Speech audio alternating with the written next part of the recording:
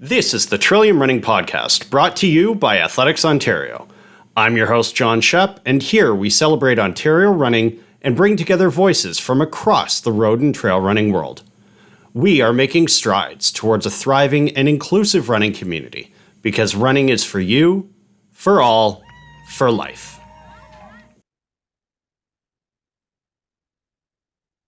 Today on the Trillium Running Podcast, in collaboration with the wonderful friends at Run Ottawa for their 50th anniversary of the Tamarack Ottawa Race Weekend, we have Jared Broughton with us for today's episode. Welcome to the podcast. Thank you for having me, John. So you've got a couple of different connections to Run Ottawa specifically, not only as a competitor, but also as a board member. But let's bring it all the way back to the beginning. What got you into running, my friend? So I originally started, I was a chubby teenager, because I just wasn't in a flourishing environment. So I did the swim team for many years and I just didn't enjoy it. And then I tried cross country, did the gym class, and I had a very inspirational track coach and gym teacher throughout the years, growing up as a child. And when I was about 17, he suggested me to do it. He saw some potential in me, and he never gave up on me. And that had a profound effect on my life. And I never gave it up ever since. And That's it was phenomenal. because of that. Oh, sorry, go ahead. No, that's phenomenal. You know what? Shout them out, because you know what? If the stars align, they're listening. John Howe. I went to a school for visually impaired and blind people called W.S. McDonald School. It was a private school. So I was away. I practically lived in Brantford, Ontario, for most of my childhood. And then it was because of that school. They had a fantastic sport program. And it kind of hit the ground running. And then when I went back to school here, back to the regular system, that's when I really took off. Tried cross country because I'm visually impaired. I know we're probably going to talking about that later, but because I'm visually impaired, I wasn't very good at cross country. And it wasn't just because of speed or talent or anything. It was literally just I couldn't see well and I had no guides. And then I tried doing track and I had some success with that. And then the rest is history. That's kind of like a nice little grassroots intro. Okay, interesting. So let's start off. So the track as a visually impaired athlete or an athlete with a visual impairment, at the very beginning iteration, what did that look like?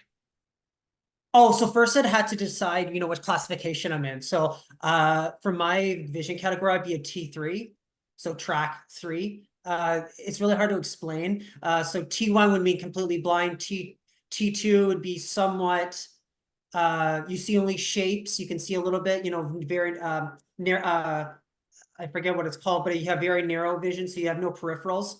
Tunnel vision, that's what it's called. And then so you have what I have, which I just can't see far, and I have no depth perception. And so that's where I fit into that category. So then at that point, it was just kind of finding out which club that I could join. And then I think it was just kind of fitting into their program at the Ottawa Lions. Okay, so I am going to lean on you a bit because you are the first athlete with a visual impairment I've had on the Trillium Running Podcast. And actually, interestingly enough, you're going to be the first of 3 over the next probably about 5 episodes. So if you're watching this on YouTube with Run Ottawa, jump over to the Trillium Running Podcast, subscribe, because you're going to hear some pretty amazing stories over the next 5 or 6 weeks. But I guess specifically for you, when you're looking at a track club, obviously the Ottawa Lions, it's one of the largest track clubs in Ontario, if not Canada. Is it uncommon to have the supports as a blind low vision athlete in a regularly scheduled track club? No, it's not. It's not normal at all.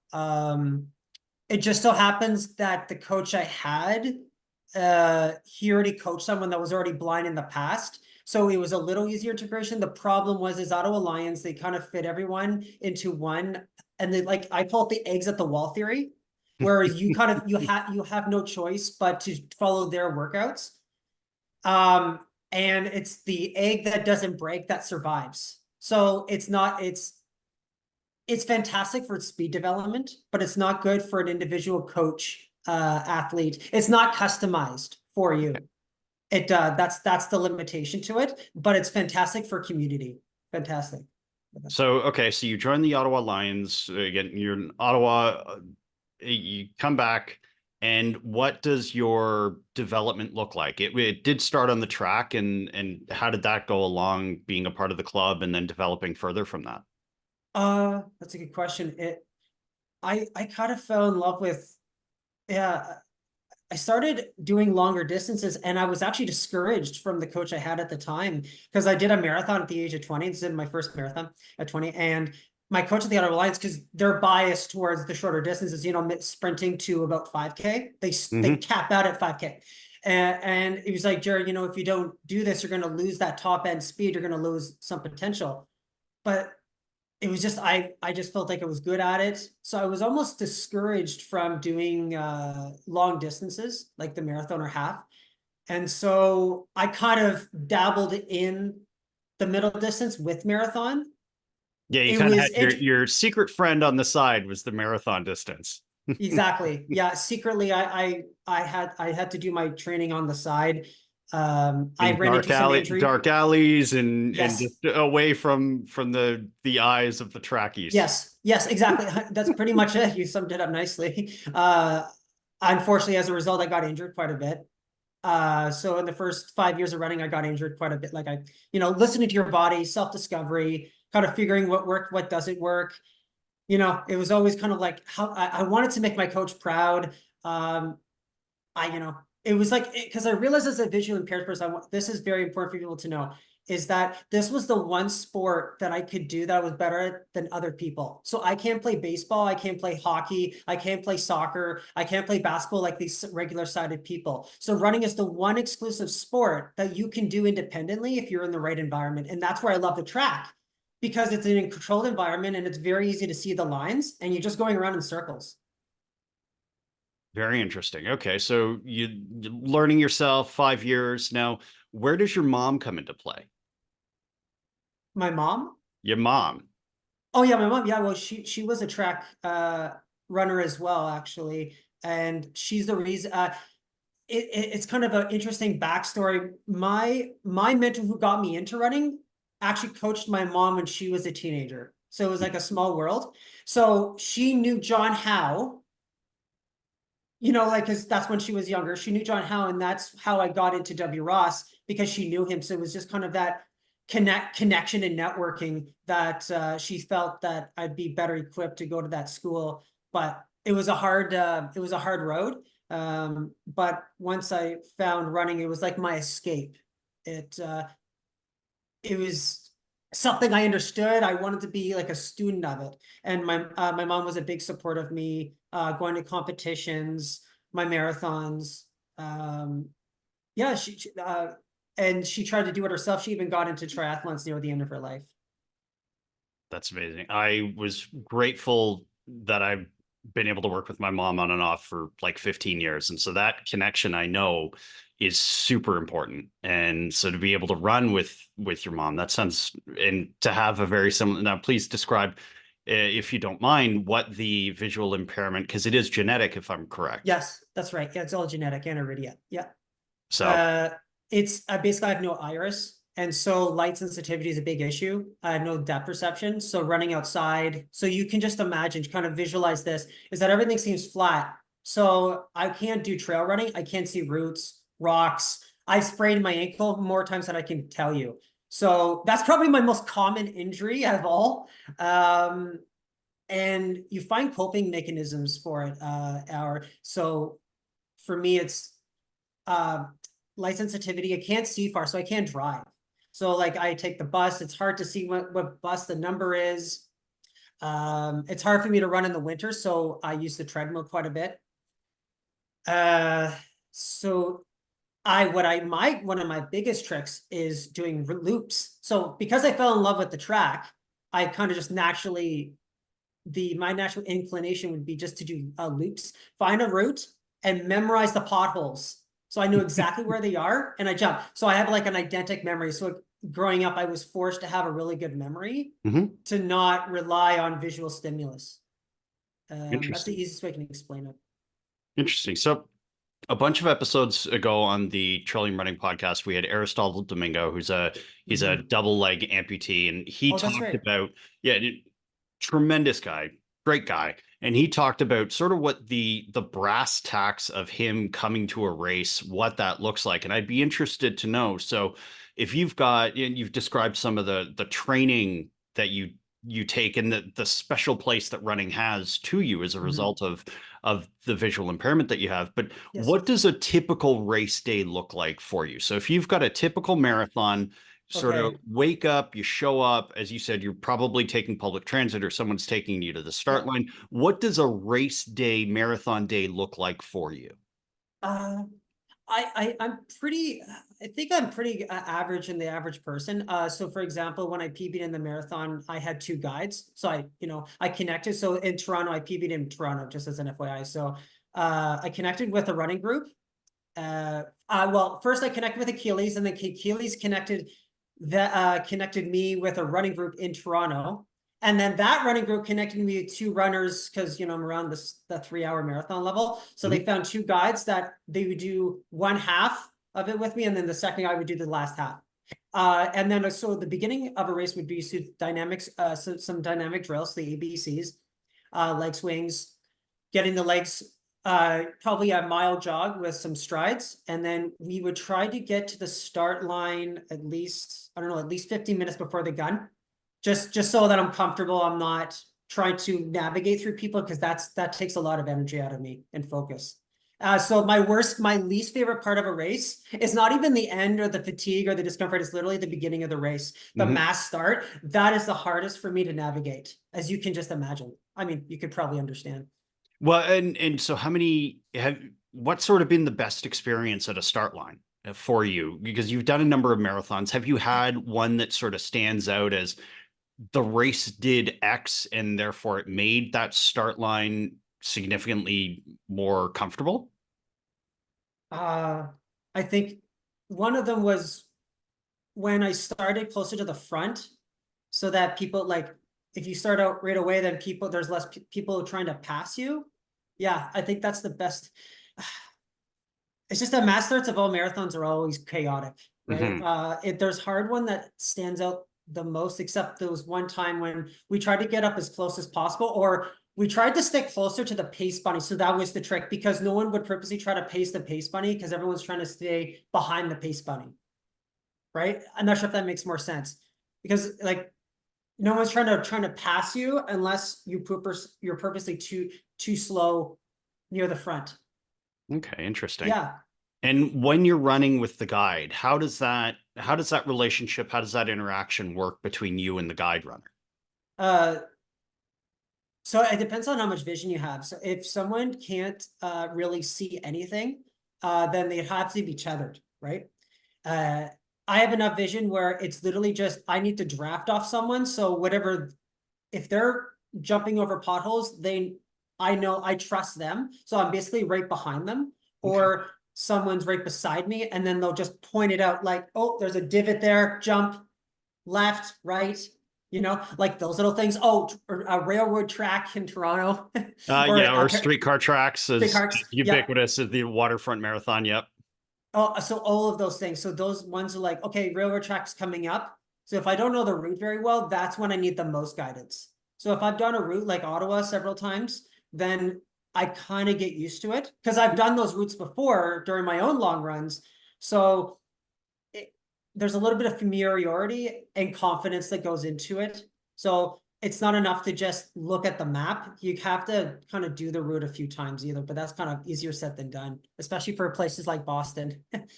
Yeah, not exactly the open field, but I mean, okay, No. so you transitioned us well, Ottawa Marathon. I mean, we're doing this series as part of the 50th anniversary. We're calling it 50 years of running, and I mean, you're on the board. So what Yeah. made you decide that, hey, I not only want to participate in this race, I don't only want to spectate in this race, but I want to be able to make an impact in this race or in Yes. on Ottawa in general.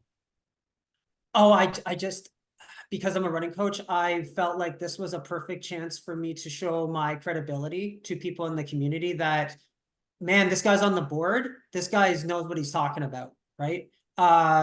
I've wanted to be on the running board for a long time. Back when I didn't have a job, I actually tried to apply to work for them as a staff member. So I've been very persistent. I've been contacting Ian for years, and then eventually I just asked. Like I tried volunteering at several events. So I've been well known to Mark Wigmore in shout out to Mark. I love him. Fantastic organizer for the Pace Bunnies. I helped it with the last mile crew. I've worked with the water stations. I've done so many little things. And I've also paced 10 other races and not Ottawa Race Weekend. So I've had so I've been around the block. So I like to consider myself like a veteran or an expert, at least at this point. So just kind of patting myself on the back that I felt like I had the credibility to get on the board, and I sent in my resume and cover letter, and I made the bill, and it was probably the most proudest moment of my life when I got nominated. That was probably I felt more proud of that than one of my other marathons. Well, and what? So yes, working every station on the way up, because I know. Yes, exactly. Yeah. I know for me, working whether it's the Ironman circuit, the road running circuit, I think Charlotte Brooks is probably the same way. She worked from like putting together safety pins to now executive directing Toronto Waterfront Marathon, and so you learn different things about each part, and it does lend your credibility to be like, yeah, you know what, I know exactly what you're talking about at mile 32, or that water station, or the type of bananas, or what have you. Now, what do you feel like you bring to the board that drove you, that passion that you drove towards wanting to influence change? Oh, that's such a profound question. So first, it's visually impaired. So I feel like I have a very unique perspective and experience in running that most people don't understand. So for example, I can't do trail running like the average person. I can't do ultra marathons. I can't do trail races. And just recently on the board, they announced they're going to be introducing a new trail race for Run Ottawa in Camp Fortune. So that's kind of exciting. That's going to be a lot of, some pretty good news for our trail fans out there. And it's just, I felt that it's not accessibility is a weak point that they say they're working on it, but it's something that I have the deep understanding to what it takes to have an accessible race and to have more resources. It's not enough to just to have more volunteers at the water stations or having more medical personnel. It's to be more inclusive, to not just, you know, the wheelchair people, but also people that can't see, that need to actually navigate the course. We have all these potholes that if we're not going to fill them, we have to find at least a way to make people feel safe. And I think that my last point on this is I feel that running is a very individual sport, and I'm trying to create an environment within the governance that people feel less alone, to encourage to grow the membership for Run Ottawa, and thereby increase the numbers and all that. That it's a very I feel yeah, I hope that makes sense. It 100% does, and I wholeheartedly agree. Like, unless you have representation, unless you have inclusion at that board level, at that top level, you can only do it so well, right? Like, I can only go through a course with the lens of how is a person on blades going to be able to run this course. Whereas if I had somebody on the board making those decisions, they come from that, like, we can start from there, right? Like, there's a wonderful woman, Andrea Hefele, from sort of the Toronto area, and she has done some work with the Canada Running Series to ensure accessibility at races, because she runs with her child in an adult stroller, and so she can identify where there's going to be issues for that at the top level, not going to the race and saying, here's how you patchwork it for people of different abilities. So yeah, 100% score, totally on board. Now, let's praise Ottawa for a little bit. So you are a part of the area, you've done the race itself. What makes Run Ottawa, what makes the Tamarack Ottawa Race Weekend so special? I think there's no other, they have more charities than all the Canadian races combined. They're so proud of their charity work and how much money they've raised. They get so much kudos for that. the pace buddying team is even better than Toronto's, and Toronto's even a bigger city than Ottawa. Their medical support team, they take safety very seriously. And it's just the diversity of different races. You have the kids marathon, you got the 2K, and I don't know any other big race organizations that do that, other than the standard 5K, 10K, and then the half and marathon, obviously. So I just it's so unique. And even though it's at a hot time of the year, people come from all around the world to do it. That's pretty unique. And it's in the capital of Canada, so it speaks for itself. Yeah, that is one thing I have appreciated. In the 1 year I did Ottawa, that I ran the full marathon. I'd done the 10K a few years before. Yeah. But yeah, I did it in 2017. And that was one of the things I realized was it's taking you through some of these amazing parts. Because I'd worked the expo for 10 years. So I was just seeing the inside of a stadium, and then I was seeing the finish line, right? So to be able to go through Ottawa was just gorgeous. Oh yeah, it is. And we're lucky. We live in one of the best places to run, right? Versus Toronto. No offense to Toronto. Hey, no, I'm north of Toronto, so I totally get you. So yeah, I mean, we have the canal, we have the Ottawa Parkway. It's out of this world. We're pretty blessed.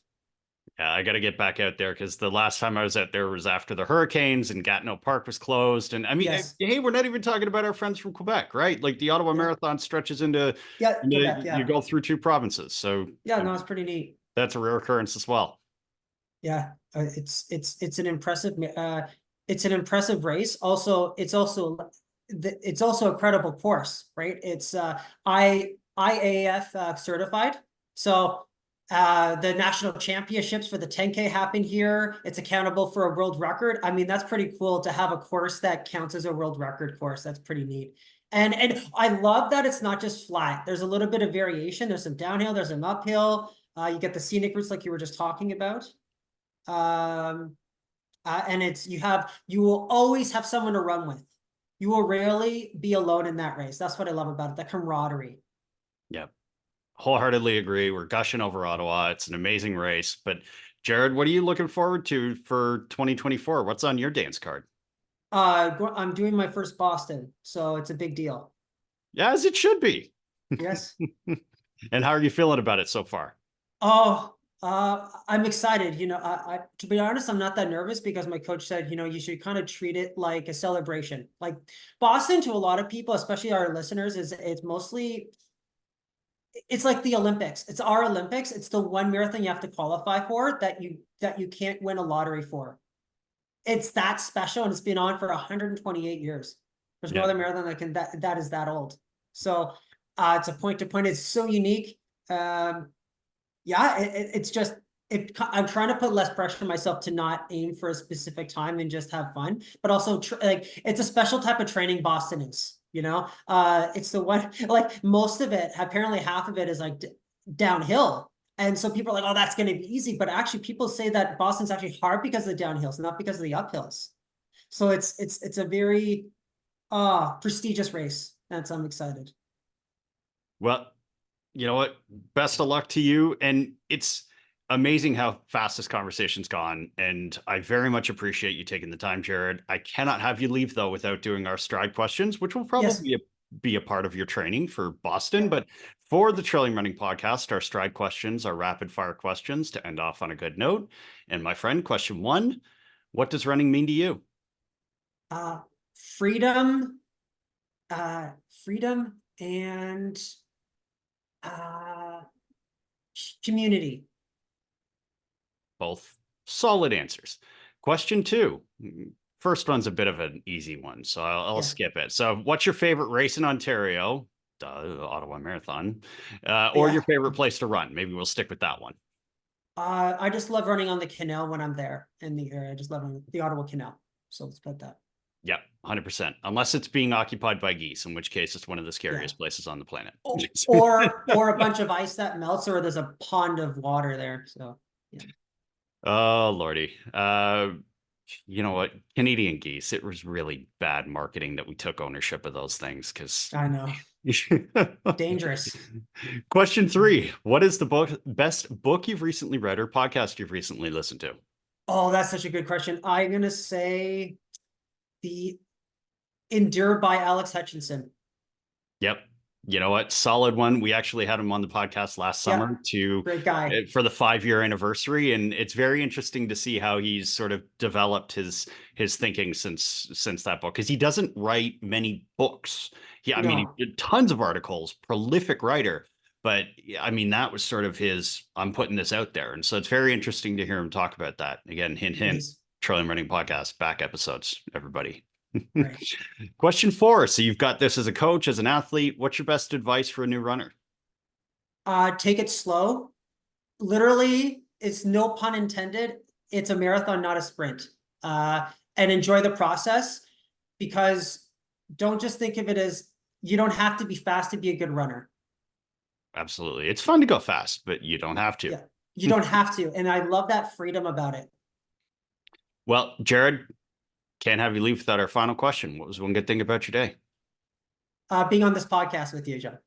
I love it. And you know what? Like I said, this time flew. Very much appreciated. I'm sure our paths will cross soon. If people are interested in finding out more about you, where can they find you online? So you can find me at Jared Broughton on Facebook, or Run to Potential. So run and then the number 2 potential for Instagram, and the same thing for my Facebook as well. And then my website is www.runtopotential.com. Awesome. We'll put that all in the show notes. Thank you so much for taking the time today, Jared. Great. Thank you so much, John. And thanks, everyone. Thank you to Tamarack Homes and Athletics Ontario for helping us bring this video and podcast series to you. Join Tamarack Homes in celebrating the 50th anniversary of Ottawa Race Weekend. Register now at runottawa.ca. And don't forget to visit athleticsontario.ca or check out the show notes to become a Road and Trail member and discover all of Athletics Ontario's amazing benefits, including discount codes to some of your favorite or soon-to-be favorite Ontario races.